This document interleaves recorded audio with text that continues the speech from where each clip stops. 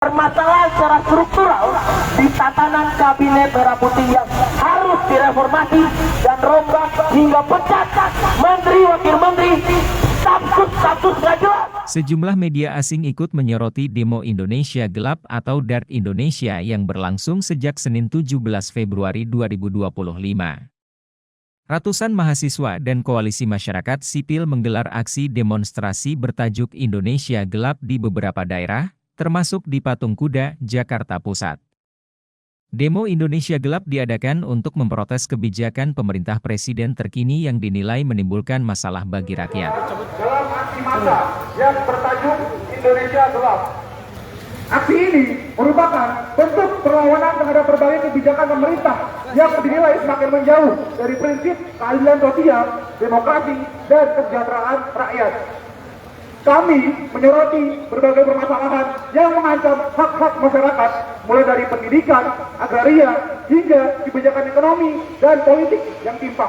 Peristiwa tersebut tak luput mendapatkan perhatian dari media asing yang menyoroti aksi para mahasiswa turun ke jalan dalam demo Indonesia Gelap. Media asal Singapura The Straits Times memberitakan demo Indonesia Gelap dalam artikel DART Indonesia Protests Erupt Nationwide with Students Taking to Streets pada Selasa 18 Februari 2025. Media itu menyebut, ribuan mahasiswa yang dikoordinasi BEM seluruh Indonesia turun ke jalan di berbagai kota untuk memprotes kebijakan Presiden RI dan pendahulunya. The Straits Times menyebut, para pengunjuk rasa mengeklaim bahwa Indonesia tidak mengalami kemajuan menuju visi Indonesia emas, tetapi malah menuju kegelapan. Media tersebut menambahkan, slogan tanah air berganti dari Indonesia emas menjadi Indonesia cemas atau Indonesia lemas pada 2024. Kemudian media Malaysia, The Star, menuliskan berita berjudul DART Indonesia Protests Erupt Nationwide with Students Taking to Streets pada Selasa, terkait aksi unjuk rasa di Indonesia. Mereka memberitakan sejumlah aksi protes yang dilakukan masyarakat Indonesia untuk memprotes pemerintah. Misalnya, demo Indonesia Gelap, peringatan Garuda Biru, serta gerakan kabur aja dulu. Demo Indonesia Gelap disebut berisi berbagai tuntutan. Adapun tuntutan daripada aksi massa Indonesia Gelap adalah sebagai berikut. Pertama, ciptakan pendidikan gratis, ilmiah, dan demokratis, serta batalkan pemangkasan anggaran pendidikan. Kedua, cabut proyek strategis nasional bermasalah, wujudkan reforma agraria sejati. Proyek strategis nasional atau PSN kerap menjadi alat perampasan tanah rakyat. Kami menuntut pencabutan PSN yang tidak berpihak pada rakyat dan mendorong pelaksanaan reforma agraria sejati. Ketiga, tolak revisi Undang-Undang Minerba.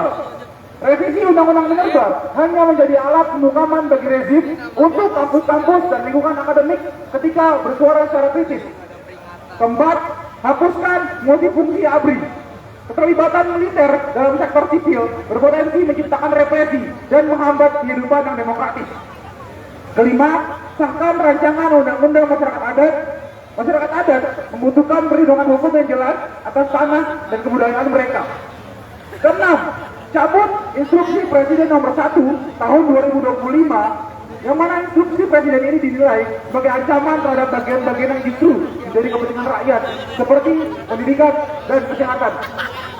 Ketujuh, evaluasi total program makan bergizi gratis. Program makan gratis harus dievaluasi secara menyeluruh agar tepat sasaran, terlaksana dengan baik, dan tidak menjadi alat politik semata. Kedelapan, realisasikan anggaran tunjangan kinerja dosen. Kesejahteraan akademisi harus diperhatikan demi peningkatan kualitas pendidikan tinggi dan melindungi hak-hak buruh kampus. Kesembilan, desak Prabowo Subianto untuk mengeluarkan peraturan pemerintah pengganti undang-undang perampasan aset.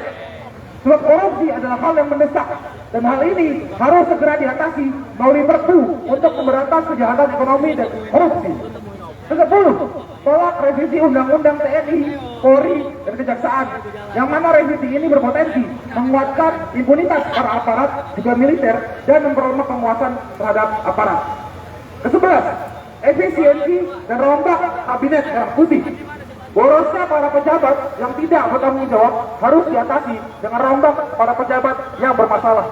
Kedua, tolak revisi peraturan Dewan Perwakilan Rakyat tentang tata tertib, yang mana revisi tatip ini sangat bermasalah dan bisa menimbulkan kesewenang-wenangan dari lembaga DPR. Ke-13, reformasi Kepolisian Republik Indonesia. Kepolisian harus direformasi secara menyeluruh untuk menghilangkan budaya represif dan meningkatkan profesionalisme. Aksi ini merupakan panggilan kepada seluruh elemen masyarakat untuk terus mengawal dana pemerintahan demi terciptanya keadilan sosial bagi seluruh rakyat Indonesia. Kami menyerukan kepada Presiden Prabowo dan jajarannya untuk segera mengambil langkah konkret dalam menanggapi berbagai persoalan yang kami angkat dalam aksi ini. Jika tidak, maka aksi serupa akan terus berlanjut di berbagai daerah di seluruh Indonesia. Tertanda Koalisi Masyarakat Sipil. Tribun X menghadirkan lokal menjadi Indonesia.